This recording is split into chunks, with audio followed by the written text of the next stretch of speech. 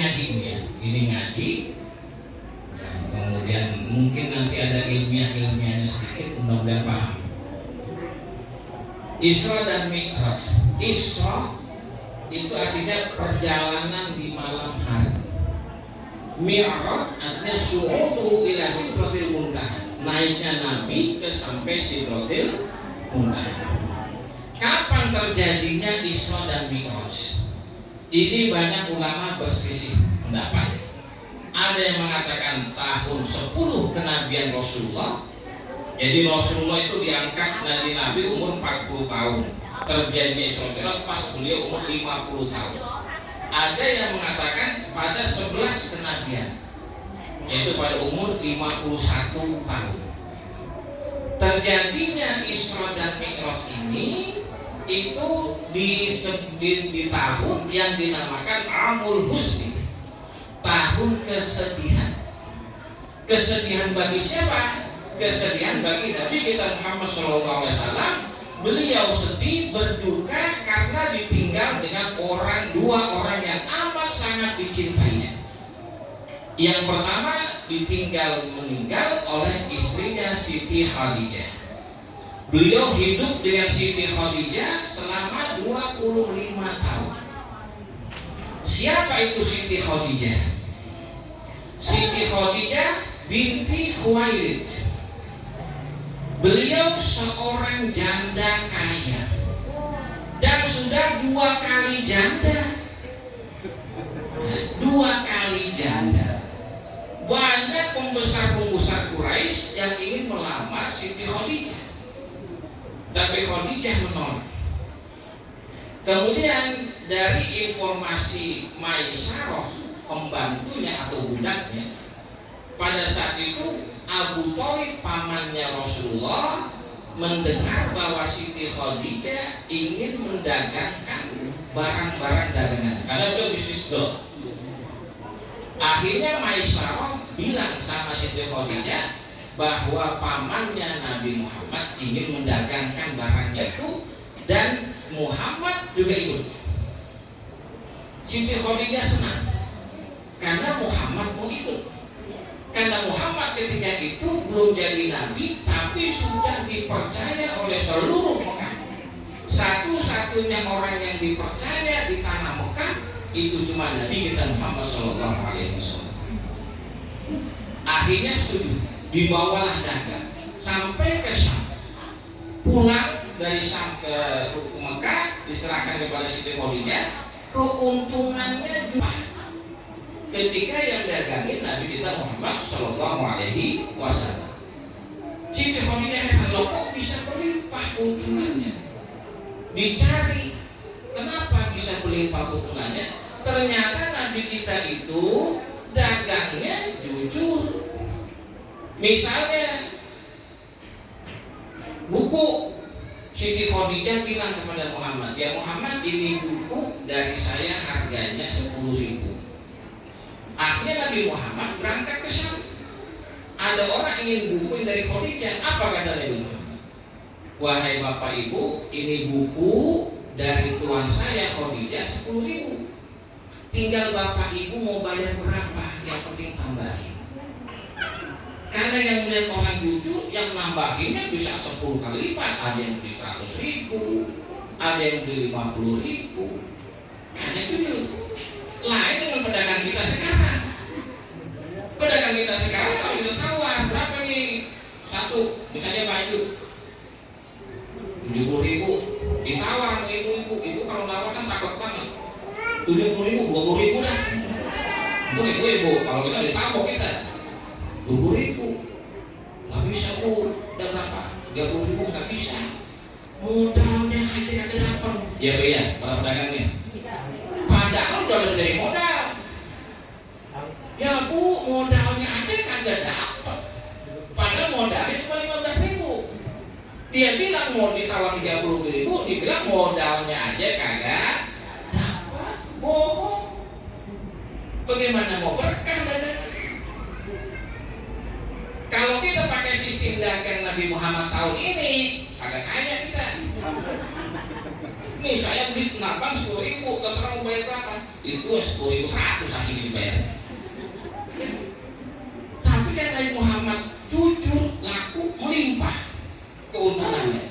Sehingga setiap Siti Khadijah ini mendagangkan dipanggil Muhammad, dagangin lagi.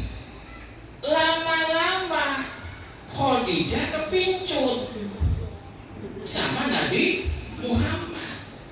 Akhirnya Khadijah nyuruh budaknya Maisarah bilang sama pamannya bahwa dia suka sama Nabi Muhammad. Datanglah Maisarah ke Abu Thalib, mengutarakan isi hati Khadijah, suka. Oke, kata Abu Thalib, oke, kita lamar. Karena yang ngelamar laki-laki, enggak ada perempuan ngelamar laki-laki. Yang ngelamar laki-laki ngelamar perempuan. Ditanya sama Nabi Muhammad setuju, enggak apa-apa. 25 tahun umurnya Nabi Muhammad, perjaka ting-ting. Sekarang perjaka udah banyak yang enggak ting-ting lagi, ting-tong. Berangkatlah ke sana untuk melamar Siti Khadijah. Kira-kira Nabi Muhammad kaya atau miskin, Bu? Kaya atau miskin? Loh, dia menggambal sapi, loh, menggambal kambing, enggak ditinggal warisan dari bapak ibunya. Tapi beliau jangan dibilang miskin, beliau kaya. Enggak ada laki-laki sampai sekarang yang sanggup melamar kayak Nabi Muhammad nama Siti Khadijah. Nabi Muhammad melamar, maharnya 20 ekor unta betina yang ditaksir sekarang harganya antara 50 sampai 100 juta. Taruhlah 50 juta, itu yang paling murah itu. 50 juta kali 20 biji, 1 miliar. Padahal Siti Khadijah udah janda 2 kali. Biasanya orang kita janda bukan janda ya, setengah aja dah, kan gitu sih. Janda maafin, janda maaf, setengah aja dah. Kalau dari Kerawang itu kalau pernikahan itu masih kayak Betawi dulu. Jadi apa namanya, kompor ya, kasur tuh dipanggul tuh, sama dandang lama tuh yang dari Kuningan. Nah itu menandakan kalau dandangnya tengkurap berarti yang dilamar perawan. Kalau dandangnya kebalik begini, nah berarti janda. Itu di Kerawang, kata orang Kerawang saya nggak tahu. Nah dilamarlah Siti Khadijah dengan 20 ekor unta. Nah kenapa Nabi Muhammad mau? Karena menikahnya Nabi Muhammad dengan Siti Khadijah itu karena wahyu dari Allah Subhanahu wa Ta'ala. Setelah menikah, hidup berkeluarga, pas umur 40 tahun, Nabi Muhammad itu tidak pernah ke Masjidil Haram karena di Masjidil Haram itu banyak patung-patung. Sehingga dia munajat di Gua Hiro. Dia munajat di Gua Hiro di sana, pas satu malam didatangi oleh sesosok makhluk berpakaian putih harum wangi. Kemudian habis aja di Gua Hiro gelap, kalau ada yang meluk dari belakang, sendirian dalam gua, remang-remang, udah tengah malam ada yang meluk. Kalau kita mau pingsan. Setelah dipeluk, dia berkata, ya Muhammad, ikra. Hai Muhammad, bacalah. Nabi Muhammad bilang, ma'ana biqari, aku nggak bisa baca karena emang Nabi Muhammad kagak sekolah. Sampai 3 kali, setelah selesai Nabi Muhammad buru-buru pulang. Biasanya sampai 2 hari Nabi Muhammad di Gua Hiro itu. Dan Siti Khadijah sang istri nggak bosen-bosennya ngantri makanan dari rumahnya di Mekah ke Gua Hiro, ngantri makanan buat suaminya Nabi Muhammad SAW. Bapak Ibu yang pernah umroh atau haji, antara rumah Siti Khadijah yang sekarang sudah dibongkar jadi tempat wudhu itu ke Gua Hiro, itu kira-kira dari sini sampai mana ya? Sekolah Aulia Sono tuh. Berapa 4 kilo. Dari rumahnya ke Gua Hiro 4 kilo. Kemudian dari Gua Hiro, dari datar Gunung Gua Hiro itu ke atas itu naik. Kira-kira tingginya sama kayak Gunung Salak. Itu setiap hari Siti Khadijah nganterin itu. Kalau bini kita begitu, udah cerai, kok capek tiap hari begini. Tuh artis juga bisa ketemu beca antara begitu. Siti Khadijah enggak. Nah pas sampai di klub itu buru-buru Nabi Muhammad pulang. Siti Khadijah bingung, lah kok udah pulang? Wahai suamiku kok udah pulang? Iya, aku tadi didatangi oleh sesosok makhluk berpakaian putih. Nabi Muhammad nggak bilang, malaikat Jibril. Enggak. Kadang-kadang kita mau najat gini-gini, datang malaikat datang. Belum tentu. Makanya banyak yang keblinger. Si siapa itu Musaddiq, dia mau najat di Gunung Salak, turun-turun Kapolri jadi nabi. Mengaku itu malaikat Jibril. Pas ditangkap Musaddiq sama malaikat Jibril si itu siapa? Lia Eden. Aku malaikat Jibril. Ditanya, kamu kenal ini enggak? Enggak. Katanya Muhammad ini. Ini kan kalau ini lo gimana? Jibril gak kenal sama Muhammad. Enggak ada dua-duanya. Nah setelah turun ke rumah, Nabi Muhammad besoknya enggak ke Gua Hiro. Nah, dia enggak ke Gua Hiro. Dia bilang sama istrinya, wahai istriku, nanti malam dia mau datang lagi. Tidurlah Nabi Muhammad dengan Siti Khadijah di peraduannya. Pas tengah malam malaikat Jibril datang di kamarnya. Wahai istriku, dia sudah datang. Siti Khadijah gak melihat, yang melihat cuma Nabi Muhammad. Nabi Muhammad belum yakin yang datang ke saya malaikat apa jin.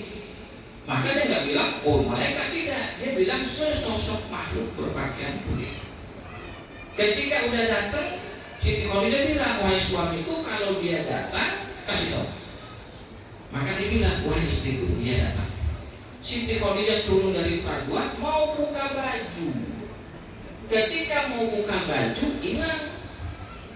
Nabi Muhammad mengatakan, wahai istriku, dia hilang ketika engkau buka baju. Siti Khadijah langsung memastikan, wahai suamiku, yakinlah yang datang kepada kau adalah malaikat. Kenapa Siti Khadijah bisa memastikan seperti itu? Karena malaikat tidak mau melihat aurat. Kalau dibuka melotot jin. Maka ketika itu Nabi Muhammad langsung yakin. Besok-besok yang ke Gua Hiro datanglah malaikat tadi sudah kenal di Jibril. Dan Nabi Muhammad pernah melihat sosok asli malaikat Jibril dalam bentuk aslinya. Beliau mengatakan bahwa malaikat Jibril memiliki 600 sayap. Sebelah kanan 300, sebelah kiri 300. Kalau sayapnya 300, seberapa panjang punggungnya? Burung elakanya itu gede cuma 2 sayapnya. Ini 600. Melihat langsung. Dan malaikat Jibril juga pernah datang kepada Nabi dalam bentuk manusia. Karena malaikat Jibril diberi kekuasaan untuk bisa merubah-rubah bentuknya, termasuk jin. Jadi makhluk Allah yang bisa merubah-rubah dirinya itu cuma 2, malaikat dan jin. Manusia bisa kagak bisa. Jadi kalau bapak ibu masih yakin ada babi ngepet yang saya tahu dia dilihat tancap dulu, suaminya berburu kemana begitu, dikasih lapat-lapat, kemudian dia nyobain pakai baskom, terus sama lilin, bininya suruh jagain, ya Bu ya? Selamat tahun ya. Kalau baskomnya goyang-goyang begini, matiin. Berarti suaminya ngepet lagi dan dikejar-kejar. Kalau nggak goyang-goyang berarti suaminya aman. Suaminya baca apa? Dibagi. Kita percaya. Atau kita percaya ada ilmu-ilmu yang bisa merubah dirinya jadi binatang. Seperti ada sinetron dulu di NCTI itu. Nah, 5 manusia harimau. Nonton ya. Nah, kemudian dibaca lagu jadi macan. Mau percaya? Saya pernah ngangkat di jamaah saya. Kalau ada bapak-bapak yang bisa menunjuk di sini, tunjukkan di depan saya. Karena manusia tidak diberi kuasa untuk merubah-rubah bentuk. Jadi jangan percaya dengan babi ngepet. Yang ngepet siapa? Orang. Dengan adanya bagi ngepet, saling tuduhan, ya kan? Di kampung itu ada orang yang kelihatan minum aja, yang ngepet nih. Bahaya itu. Apalagi tuyul. Uang saya hilang begini-begini, yang tuyul tadi. Tuyulnya yang suka bakwan. Itu juga menyebabkan fitnah. Sampai tempat kotaknya dikasih jarum, dikasih ini biar nggak dicolong tuyul. Lagi tuyul ngapain ngomong rumah kita? Sono aja ke bank, ke BSA sono. Ngapain orang di sini? Itu semuanya bohong dan jangan dipercaya. Nah, Siti Khadijah yang begitu setia mendampingi Nabi Muhammad SAW meninggal pada tahun ke-10 kenabian. Setelah Siti Khadijah meninggal, nggak beberapa lama pamannya Abu Thalib yang selalu membacking Rasulullah berdakwah di kafir Quraisy meninggal juga. Dan meninggalnya Abu Thalib tanpa mengucapkan 2 kalimat syahadat. Padahal Rasulullah sudah mentakkinkan, wahai ammi qul la ilaha illallah, dan berkata sampai Abu Thalib meninggal tanpa bertauhid kepada Allah Subhanahu wa Ta'ala. Di situ kesedihan Nabi Muhammad, akhirnya Allah menurunkan innaka lan tahdi man ahbabta walakinallaha yahdi man yasha. Sesungguhnya engkau enggak bisa beri hidayah pada orang yang kau cintai, tapi Allah lah urusan hidayah. Itu pun berlaku bagi para mubalik dan ustaz. Saya ngomong begini, ya mungkin aja sekarang masuk kuping kanan, keluar. Kalau keluar kuping kiri masih mending, masih ngaku di tengah-tengah. Ini masuk kuping kanan, balik lagi kanan lagi. Banyak ibu, mohon maafin, banyak ibu-ibu suka pengajian, pulang dari pengajian sama baik. Kenapa? Karena hidayah dari Allah Subhanahu wa Ta'ala. Ya, tapi bersyukurlah masih mau ikut pengajian, karena kata Nabi, iza marru biriyadil jannah, ya, iza marru biriyadil jannah fartau. Qala ya Rasulullah ma riyadil jannah? Majalisul zikr wa majalisul amal. Kalau engkau melewatin taman surga di dunia ini, mampir. Para sahabat berkata, emang ada ya Rasulullah taman surga di dunia? Ada, yaitu majlis taklim dan majlis zikr. Nah, seperti kita sekarang berada di taman surganya Allah yang ada di dunia. Selama kita duduk di sini, itu para malaikat beristighfar kepada kita. Meskipun bapak ibu ngantuk sambil makan-makan, selama kita di sini, maka para malaikat beristighfar, memohonkan ampun sampai kita tak pulang ke rumah. Ya, man kharaja fi thalabil ilmi fa huwa fi sabilillah hatta yarja. Kalau seumpamanya lagi dengar ceramah ini mati, syahid. Ya, sekali lagi dengar ceramah gini, totalnya mati. Syahid, matinya mati syahid, dosanya diampuni Allah Subhanahu wa Ta'ala. Tapi jangan berdoa, saya mau ke sholat mati, musola ya. Nah, dengan amul husni sedih Rasulullah, dengan sedihnya Rasul itulah Allah menghibur Nabi dengan diajak jalan-jalan. Jalan-jalannya kemana? Langsung ke Rasulullah. Maka diisrokan. Pada satu malam Nabi Muhammad dibangunkan oleh malaikat Jibril dan malaikat Mikail, dibawa ke samping Ka'bah. Kemudian malaikat Mikail mengambil air Zam-Zam, dadanya Nabi dibelek, hatinya diambil, dibersihkan. Dibersihkan bukan berarti Nabi kotor, tidak, semakin suci. Dan itu belekan dada yang kedua. Yang pertama ketika beliau masih berumur 2 tahun. Ketika lagi main-main, datang malaikat Jibril, digendong, ditaruh di bawah pohon korma, dibelek juga, dibersihkan juga. Itu yang kedua kalinya.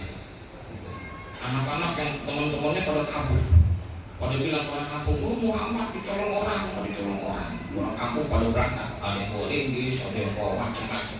Pas sampai sana dia ingat lagi duduk di bawah pohon korma. Anak kecil tidak mungkin bohong. Nah setelah disucikan, datanglah buruk. Buruk ini digambarkan semacam kuda tapi dia punya sayap. Dan kendaraan buruk ini kendaraan yang pernah dipakai oleh Nabi Ibrahim ketika beliau dari Palestina ke Mekah, pakai buruk juga. Nah naiklah Nabi Muhammad dengan buruk itu. Yang bisa menandingi kecepatan buruk hanya malaikat Jibril. Yang bisa menandingi kecepatan hanya malaikat Jibril. Kenapa? Karena satu-satunya malaikat yang punya syarat 600 hanya malaikat Jibril. Yang lain cuma ada 2, ada 4, 6, nggak sampai 600. Kenapa dikasih 600? Karena tugas Jibril mundar-mandir langit dunia. Kalau saya cuma 2, misalnya Jibril kasih tahu Muhammad, sampai karena di 600 nyampe. Berangkatlah dari Masjidil Haram ke Masjidil Aqsa. Lagi di perjalanan ada yang manggil dari sebelah kanan, Muhammad tunggu sebentar. Tapi Nabi Muhammad nggak mau, berangkat terus. Nggak lama lagi ada yang manggil dari sebelah kiri, Muhammad tunggu sebentar. Dia kagak noles, berangkat terus. Terus dihadang oleh seorang wanita cantik berpakaian bagus dengan perhiasan. Ditunggu juga, tangannya udah mulur. Muhammad tungguin, tapi Muhammad berangkat terus. Ditinggal. Pas sampai Masjidil Aqsa, Nabi Muhammad bertanya kepada malaikat Jibril, wahai Jibril, tadi yang manggil sebelah kanan siapa tuh? Kata malaikat Jibril, Wahai Rasulullah, alhamdulillah engkau tidak noleh. Yang manggil engkau itu adalah Yahudi. Kalau engkau noleh, niscaya umatmu jadi orang Yahudi. Terus yang sebelah kiri siapa? Yang sebelah itu orang Nasrani. Dan engkau juga tidak noleh. Alhamdulillah, kalau engkau noleh, umatmu jadi orang Nasrani. Kemudian perempuan tadi siapa? Itu perempuan adalah glamornya dunia. Untung engkau nggak ikut sama dia, nggak berhenti juga. Kalau engkau berhenti sama dia, niscaya umatmu menjor-joran masalah dunia. Nabi Muhammad kagak menoleh ke perempuan tadi aja kita menjor-joran, ya bu. Apalagi sekarang nih, udah berapa kali undang mandi ketemu abang bu? Oh belum. Apalagi kalau mau kondangan, kalau nggak salah nih mau ke pengajian ini dan berapa kali beli baju, ya beli baju, beli segala macam. Apalagi kalau kondangan, mau baju 4 biji, 5 biji, 6 biji nggak cocok semuanya. Tapi di suatu kali ketemu. Nah setelah itu Nabi Muhammad sebelum Mi'raj ke Sidratul Muntaha, malaikat Jibril menghadirkan 2 gelas. 1 gelas berisi susu, 1 gelas berisi arak yang memabukkan. Padahal waktu itu arak belum diharapin sama Allah. Sahabat-sahabat itu masih minum arak dulu, belum diharapkan. Terus Nabi Muhammad pilih mana? Susu. Ketika pilih susu diminumlah, malaikat Jibril bersyukur, alhamdulillah kau Muhammad pilih susu. Kalau engkau pilih arak, umatku ngejoprak semua. Ini kagak milih arak aja udah pada ngejoprak. Gimana lagi mau milih arak? Bukan aku yang ada di sini, Brandy ada di sini. Kemudian berangkatlah Nabi Muhammad, Mi'raj namanya. Berangkat Nabi Muhammad naik dari Masjidil Aqsa ke Sidratul Muntaha. Selama di perjalanan Nabi Muhammad itu diperlihatkan kejadian-kejadian sebagai sejarah buat kita. Ketika berangkat Nabi Muhammad itu mencium bau harum. Dia tanya oleh Jibril, ya Jibril ini bau harum dari mana ini? Kok harum banget? Kata malaikat Jibril, oh itu berasal dari tubuh dan keluarganya. Ditanya lagi sama Muhammad, siapa itu Masito? Masito adalah budak atau pembantunya Fir'aun yang tukang nyisirin anaknya Fir'aun. Suatu saat dia lagi nyisirin, sisirnya jatuh. Setelah sisir jatuh, dia mengatakan Allahu Ahad, bukan Allahu Akbar. Allahu Ahad, Allah yang Esa. Anaknya Fir'aun bilang, wahai Masito, siapa itu Allahu Ahad? Allah hanya Tuhan kita, Tuhan saya, Tuhan kamu, dan Tuhan ayahmu. Loh, bukan ayahmu Tuhan? Kata anak itu. Bukan ayahmu, bukan Tuhan ayahmu. Nanti aku laporkan kepada ayah. Kata Masito, silakan lapor. Benar-benar dilaporin. Ketika dilaporin sama anak kita Fir'aun marah. Ada Masito nggak ngakuin saya sebagai Tuhan. Panggil Masito. Dipanggilan Masito. Kemudian Fir'aun bilang, wahai Masito, aku ini Tuhanmu bukan. Engkau adalah manusia, Tuhanku adalah Allah. Wahai Masito, sekali lagi aku tanya, kalau engkau tidak mengakui lagi ini Tuhanmu, maka keluargamu akan aku bunuh semuanya. Masito bilang apa? Bukan. Engkau manusia, Allah Tuhan. Akhirnya wahai Al-Bojo, siapin penggorengan yang paling gede. Disiapin penggorengan, diisi minyak. Kemudian Masito, suaminya, anaknya paling gede, kemudian anaknya masih bayi, masih digendong. Kemudian pertama, suaminya Masito cemplungin. Suaminya ragu-ragu, agak mau. Biarin aja keluarga gue mau biarin aja, kan gue bisa cari lain lagi. Dia nggak baca. Tapi ini agak gitu. Akhirnya wahai suami itu, Bismillah, kita akan masuk surga. Disemangati oleh Masito. Nah dari sini pelajaran dulu. Pertama, Nabi Muhammad meyakin bahwa itu malaikat Jibril dan siapa? Dari Khadijah. Si suaminya Masito mau nyemplung ke penggorengan, siapa yang nyemangatin? Berarti tugas ibu nyemangatin. Ibu kan Bani Hawa, ya. Dari keturunan Hawa. Hawa itu pakai H kecil, Bu, bukan H. Hawa itu berasal dari bahasa namanya Hayyu, yang artinya hidup. Berarti Bapak, tugas perempuan ngidupin kita. Dan kita kalau dipegang sama ibu, hidup semuanya. Lu ketawa, namun Megan, hidup semuanya. Tugas ibu nyemangatin. Ya. Suaminya mau kerja, tuh kerja. Nah akhirnya suaminya nyemplung. Anaknya yang paling tua disuruh juga disemangati oleh ibunya. Silakan, kita nanti berkumpul di surga. Nyemplung juga. Pas Masito sama bayinya ragu. Ragunya bukan dirinya, ini masih bayi. Kalau saya nyebur bayi saya kan makan juga nih. Ketika ragu itu, bayinya ngomong, wahai ibu, nggak usah takut. Nanti kita berkumpul di surga. Bayinya ngomong, nyeburlah semuanya, empat-empatnya. Tapi sebelum nyebur masih minta sama Fir'aun agar dikubur satu lubang. Udah matang semuanya, diangkat, dikubur satu lubang. Setelah selesai dikubur, keluar bau harum dari kuburannya itu. Karena mempertahankan akidah Allahu Ahad, Allah yang Esa. Berangkat lagi terus ngelihat di neraka. Nabi Muhammad melihat ada perempuan di dalam neraka itu, rambutnya dijambak oleh malaikat, dicemplungin ke darah yang mendidih, nanah yang mendidih, diangkat di dalam orang, dijemur lagi, cemplungin lagi, diangkat dan seterusnya gitu. Kayak tes ceruk. Nah ibu tanya, ya malaikat Jibril, itu siapa tuh perempuan? Kasihan amat. Diangkat, hancur, dibentuk lagi, diangkat lagi, hancur. Maka Jibril berkata, ibu-ibu, itu adalah seorang wanita yang tidak mau menutup auratnya, mengurai rambutnya tersebut. Dia alhamdulillah pada pakai jilbab nih di musola. Jangan-jangan dua langkah dibuka.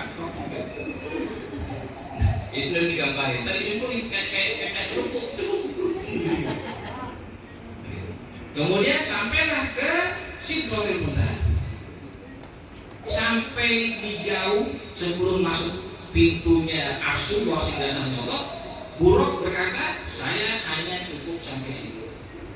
silakan baginda Rasul dengan malaikat Jibril masuk. Ketika udah sampai depan pintu, malaikat Jibril kata, wahai Rasulullah, saya cuma sampai sini doang. Silakan baginda Rasul masuk sendirian. Maka Rasulullah masuk dengan memejamkan mata, dia melihat dengan mata hati. Sampai di sana Nabi Muhammad mendapatkan perintah, yaitu untuk sholat. Nah, disitulah pertama kali disyariatkannya sholat. Sebelumnya wajib sholat tidak.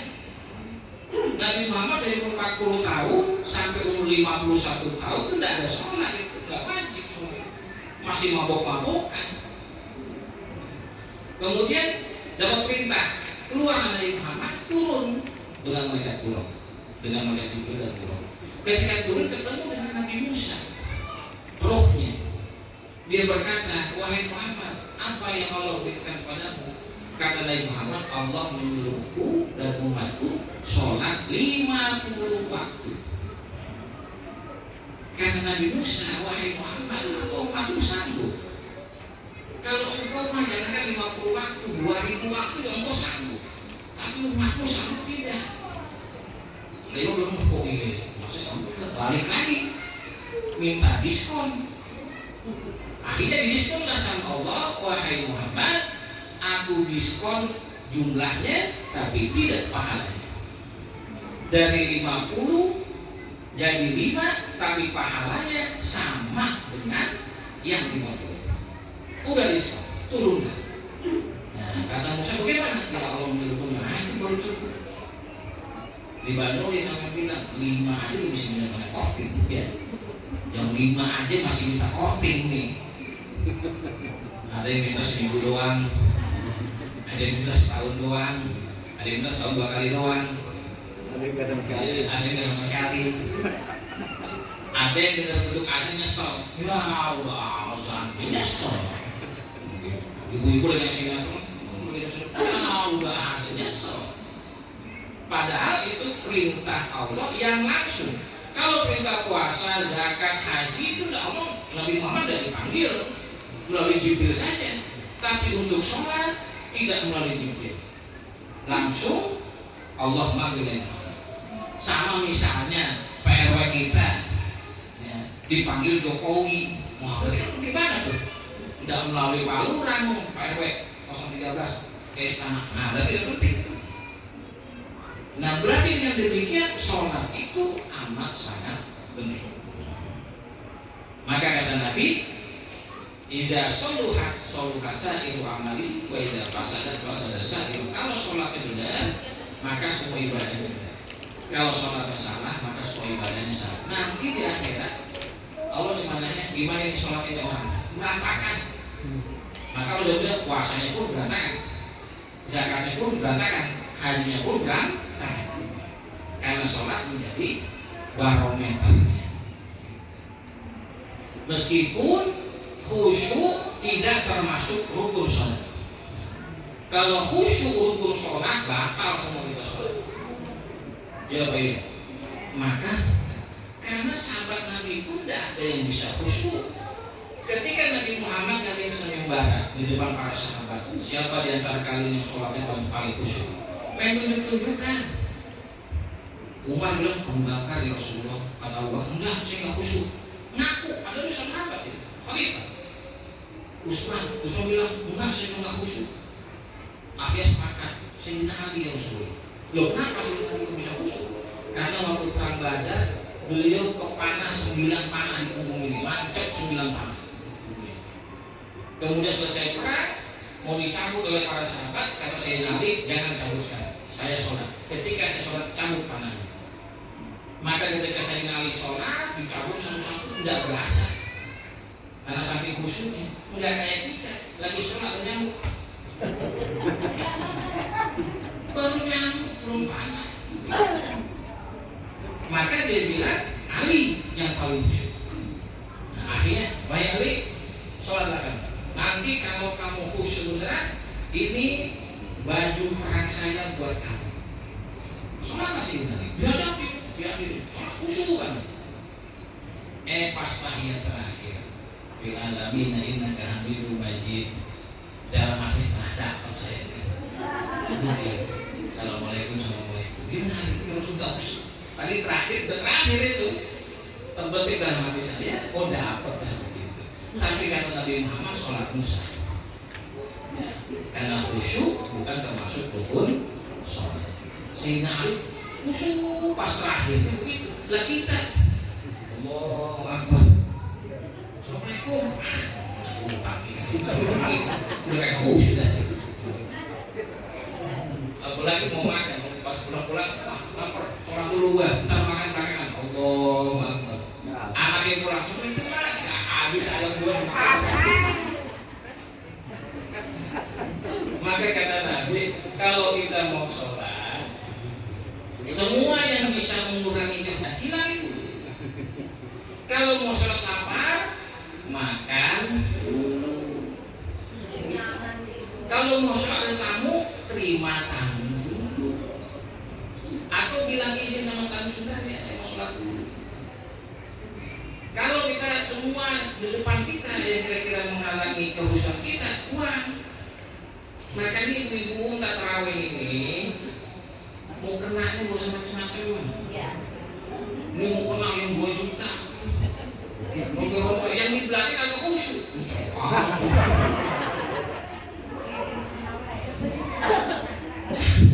Yang di belakang ini ini bagus juga nih. Yang di belakang bukan dari hati kuning. Tuh ibu mau kena dari dulu dari hati. Ada khusyuknya. Sejadah pun juga demikian. Cari sejadah yang polos-polos kayak begini gitu ya. Sejadah yang tulisan kayak ini kayak bermasjid ini pasti nggak usut. Repot gitu. Nah maka dicarilah sesuatu yang khusyuk ya, yang mengganggu urusan kita hilang. Bapak Ibu kalau mau sholat di rumah di depan kaca cermin, tutup kaca cerminnya. Lagi sholat, ibu-ibu mau kondangan. Masih berbonteng nih. Lu mau sholat mau ngaca gitu. Nah, semuanya dihilangin itu semuanya. Ya, kekhusyuan kita. Meskipun khusyuk bukan termasuk rukun sholat, tapi kita berusaha untuk supaya sholat kita khusyuk. Nah, setelah turun, barulah Nabi Muhammad diajari sholat oleh Nabi Jibril. Turun pas subuh di Mekah, di Masjidil Haram. Maka mereka Jibril, wahai Muhammad, yuk kita sholat subuh, ikuti saya, kata mereka Jibril. Maka mereka jadi imam, mereka itu imam, Nabi Muhammad jadi makmum. Nah setelah itu baru Nabi Muhammad mempraktekkannya kepada para sahabat. Maka Nabi Muhammad mengatakan, "Shollu kama ra'aitumuni usolli." Sholatlah kalian sebagaimana kalian melihat aku sholat. Rasulullah tidak memperincikan tata cara sholat, tidak. Enggak diperincikan. Sholat yang pertama begini, kedua begini, enggak. Lihat saya sholat begini. Karena hadisnya cuma lihatlah sebagaimana saya sholat, maka sekarang banyak sholatnya macam-macam. Ya, ada yang takbirnya, sampai sini doang. Ada yang sampai ke atas. Ya, takbirnya demikian. Kemudian tahiyatnya ada yang begini lempeng, ada yang goyang-goyang, ada yang muter-muter. Nah, macam-macam. Karena memang para sahabat melihat Rasulullah kayak goyang-goyang begini. Memang kenapa kalau begini? Supaya para sahabat dan para ulama bisa mengeluarkan pendapat-pendapat. Tapi yang rukunnya tidak berubah. Rukunnya yang pertama takbiratul ihram. Takbiratul ihram bukan angkat tangannya. Angkat tangannya sunnah. Yang namanya takbiratul ihram ucapan Allahu Akbar, dan itu satu nafas. Tidak boleh Allah Akbar, batal sholatnya. Jadi Allahu Akbar langsung nyambung. Yang Allah Akbar, salah. Karena takbiratul ihram itu rukun. Sedangkan takbir selanjutnya itu namanya takbir harokat, takbir untuk pindah-pindah harokat itu tidak rukun. Yang rukun kalimat Allahu Akbar, ya. Jadi jangan dipotong Bu, jangan Allah Akbar, jangan, tapi Allahu Akbar.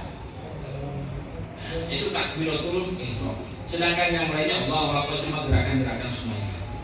Nah, ruku juga merupakan rukun. I'tidal setelah ruku merupakan rukun. Sujud juga merupakan rukun.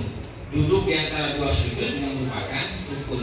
Sujud lagi juga rukun. Bangun lagi dan seterusnya. Itu rukunnya nggak ada yang berubah. Nggak ada yang berselisih pendapat. Yang berselisih pendapat yang sunat-sunat tadi.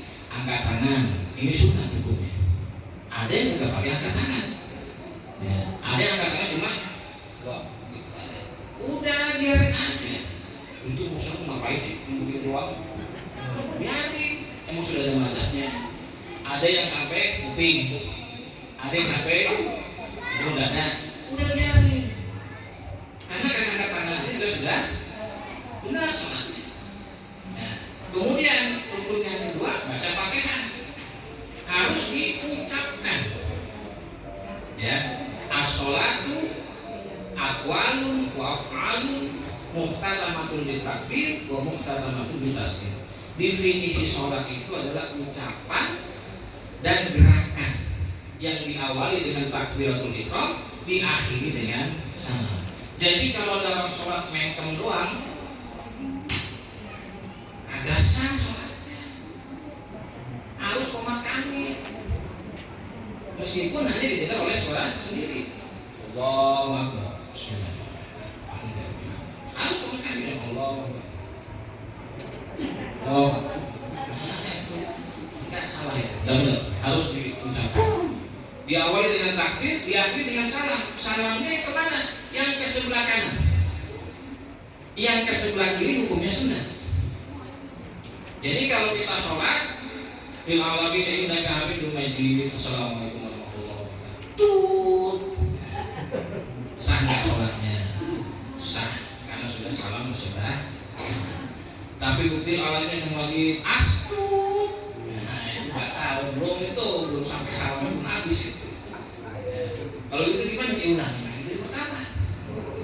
Salam ke kiri itu hukumnya sunat. Nah ini sholat yang diberitakan oleh Nabi, diajarkan Nabi. Nah pada awalnya orang-orang sholat, habis sholat karena udah kebiasaan habis seluruh dunia itu pasti mabok-mabokan.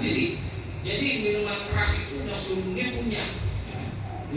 Di Saudi Arabia juga punya. Mabok-mabok habis sholat, nenggeng. Azan sholat lagi. Itu masih boleh tuh. Nah, oleh Nabi Muhammad habis sholat sama Nabi diajak zikir. Ya. Sehingga pas sudah kira-kira bisa sholat zuhur, diajak Nabi zikir. Kira-kira udah mau asar, baru Nabi Muhammad mempersilakan mereka pulang. Pas mereka pulang mau nenggak, udah azan, Allah nggak jadi, taruh lagi, sholat lagi. Sehingga dengan terus demikian, nggak ada kesempatan dia untuk minum minuman keras. Baru Allah mengatakan, la taqrabus shalah wa antum sukara. Jangan kau sholat sedangkan kau dalam keadaan mabok. Berarti kan masih boleh enggak? Yang nggak boleh pokoknya sholat dengan mabok gitu. Setelah sholat boleh mabok kan gitu. Nah, karena sudah diajak zikir terus, akhirnya mereka lupa dengan minuman kerasnya. Baru Allah menegaskan, mengharapkan innamal khamru wal maisiru rijsun min amali syaitan. Sesungguhnya khamr dan perbuatan main-main judi itu adalah merupakan perbuatan setan, diharamkan. Barulah ketika itu diharamkan khamr. Jadi Allah mengharamkan khamr bukan sekaligus. Jadi sedikit. Kenapa? Nah ini juga pelajaran bagi kita nih, khususnya bagi Pak RW, Pak RT. Kalau kita mau larang orang, jangan langsung saklek, rontak dia pasti. Nah ini kan Pak RW kita dengan Pak RT kita ini, mereka ini kan orang-orang yang ngurusin dari mulai sejadah sampai haram jadah, ya kan? Iya. Urusan sejadahnya, ini sejadah ini. Yang haram jadahnya nggak mau. Nah itu urusan Pak RT. Makanya Ustadz Kiai Mubalik jangan jadi ikut pemerintahan, nggak benar itu. Ya, jadi mohon maaf Kiai kita jadi wakil presiden, kalau dia ngontrol ke ceramah umat gimana? Kan dia harus kontrol kan, kontrol ke Lexis gitu kan. Masa bisa votasi sudah itu. Nah, juga ini sebentar lagi masuk ya. Jadi hikmah yang kita dapat dari Isra Mi'raj ini, dari ayat tersebut, subhanallazi asra bi'amrihi lailan minal masjidil haram. Subhana, maha suci Allah. Nah, sekarang kita akan mengupas ayatnya sampai sore dulu. Mengupas ayat. Wow. Subhanallazi asra, satu-satunya surat yang Allah buka dengan kalimat subhana itu cuma surat Al-Isra. Yang lainnya enggak ada. Yang lainnya Alif-Lam Mim, Yasin, Toha, gitu. Kemudian Alhamdulillah, gitu. Satu-satunya. Kenapa? Karena Allah Maha Tahu. Dengan mengucapkan subhanallazi, maha suci Allah, karena banyak orang yang menolak peristiwa Isra dan Mi'raj. Banyak orang nggak percaya. Bagaimana mau percaya? Zaman Nabi Muhammad Apollo belum ada. Kok dia bisa sampai Sidratul Muntaha? Sidratul Muntaha itu sudah alam akhirat. Kita kalau mau ke Sidratul Muntaha harus mati dulu. Nabi Muhammad tidak perlu mati, udah sampai ke alam akhirat. Kemudian cuma hanya seperempat malam. Itu para kaum empiris dan rasionalis. Nah, ini tahu kagak empiris sebelah. Tahu kagak ke? Empiris itu adalah ilmuwan-ilmuwan yang baru menyatakan itu benar kalau sudah diadakan percobaan-percobaan dan harus menggunakan indera, bisa diindrakan, baru dia menyatakan oh iya benar. Kalau kaum rasionalis itu adalah kaum yang harus masuk akal, karena masuk akal ya. Nah, kedua kaum ini tidak percaya dengan Isra Mi'raj ini, karena di luar dari kaum empiris, di luar dari kaum rasionalis, tidak percaya. Karena mereka mengatakan kalau Nabi Muhammad berangkat Isya pulang sebelum subuh, perjalanan sampai Laut 7, itu kecepatannya berapa? Itu melebihi kecepatan sinar. Sekarang di dunia ini baru bisa melebihi kecepatan suara. Pesawat-pesawat jet-jet itu baru melebihi kecepatan suara.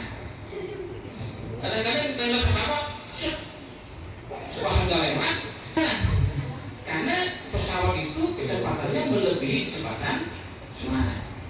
Suara saya, ibu dengar nggak sampai? Langsung kan? Berarti cepat ini suara saya. Dan di atas kecepatan suara ada kecepatan sinar. Coba deh malam-malam saya megang senter, Pian suruh lari, lari saya dua mana?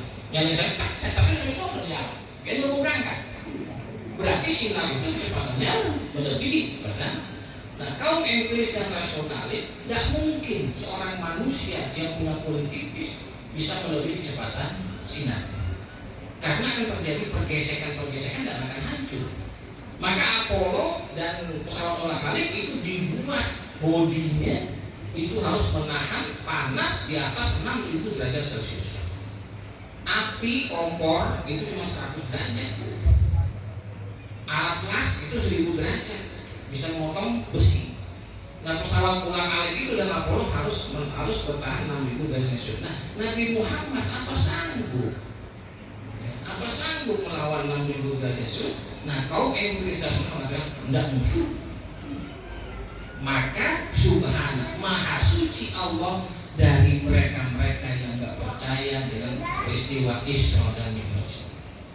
Bi'abdihi, dan dengan hambanya. Kata-kata hamba berarti Nabi Muhammad jasad dan ruhnya. Masih banyak kaum muslimin sendiri mengatakan Nabi Muhammad mimpi. Kalau Nabi Muhammad mimpi, maka ayat tersebut bukan berkata subhanallazi bi'amdihi, subhanallazi biruhi abdihi, tapi tidak ada kata ruh. Berarti Nabi Muhammad benar-benar badannya dan ruhnya berangkat. Lailan minal masjidil haram maka allazi barakna haulahu, Masjidil Haram dikasih Masjidil Aqsa dikasih berkah. Maka sekelilingnya Masjidil Aqsa itu banyak tumbuh-tumbuhan, buah-buahan. Linuhyahu min ayatina, untuk menampakkan kekuasaanku. Innahu was-sami'un basir. Penutupnya kata-kata sami'un, maha mendengar, basir masa melihat. Pokoknya itu dengan demikian. Karena Allah maha tahu, maha mendengar bagi orang-orang yang tidak percaya dengan peristiwa Isra dan Mi'raj. Maka dalam peristiwa Isra dan Mi'raj ada dua kelompok, satu mukmin, satu kafir. Yang mukmin percaya, yang kafir tidak percaya. Kita sebagai seorang mukmin, apa yang datang dari Allah dan apa yang datang dari Nabi Muhammad langsung percaya. Tidak perlu pakai bukti-bukti empiris dan rasionalis, tidak perlu. Karena tidak semua permasalahan agama itu bisa diakalkan, tidak semua. Contohnya, Bapak Ibu mau sholat disuruh wudhu, ya. Tujuannya wudhu apa? Bersih-bersih atau bersuci? Bersuci, bukan bersih-bersih. Apanya yang disucikan? Hati. Kalau bersih-bersih, mendingan bersihan mana? Mandi sama wudhu? Mandi. Mau ibu setiap sholat suruh mandi? 5 hari sekali mandi, belum ibu licin. Disuruh bersuci aja. Kenapa? Yang disucikan bukan tangan kita, bukan muka kita, tapi hati kita. Itu bersuci. Kalau kita pakai sepatu yang susah dicopot, berwudu pakai sepatu yang susah dicopot, nanti kalau bakal nggak usah dicopot sepatunya. Kita wudu saja. Pas udah mau basuh kaki, cukup dibasuh atasnya, bukan bawahnya. Secara logika kan yang kotor bawahnya, bukan atas. Kenapa atasnya? Maka kasih nali tidak semua permasalahan agama bisa diakalkan. Alat bersuci apa, Pak Bu? Alat bersuci. Apa alat bersuci? Air. Satu lagi. Debu, tanyamu. Ini yang belajar fikih biasa. Tapi kalau sudah tingkat fikih dewa, satu lagi, api. Api itu termasuk alat suci. Nah, pasti apa saya kita dulu pakai api, ya kan? Oh, kosong. Api alat suci. Di Bapak Ibu punya ini periuk yang dari tanah liat, ada kan? Tanah liat itu kan dibikinnya dengan kotoran itu. Ada tanah dicampur dengan kotoran-kotoran sebagainya, kan berarti najis kan? Nah, bisa sucinya bagaimana? Kan dibakar. Semua tanahnya dibakar. Ketika dibakar, maka itu sudah disucikan dengan api. Jadi kita pakai periuk buat bikin sayur, buat bikin apa? Sah. Karena sudah disucikan. Karena dibakar tadi. Batu bata, induk-induk segala macam. Ya, kadang-kadang diambil campurin tahu jeruk, bagi segala macam. Nah, kalau kita pegang tembok, najis berarti. Tapi dia sudah suci karena sudah dibakar. Berarti api termasuk alat bersuci, tapi bukan buat wudhu, bukan buat mandi juga, ya buat barang-barang seperti itu. Ya, nah, ini udah pada lemes semuanya. Semangat. Iya. Jadi alhamdulillah ya. Alhamdulillah kita bisa mengadakan. Ini selama saya hidup di Jombang dari tahun 98 baru sekarang ini warga bisa belajar Islamic knowledge. Berkat MT kita Bapak Burhan.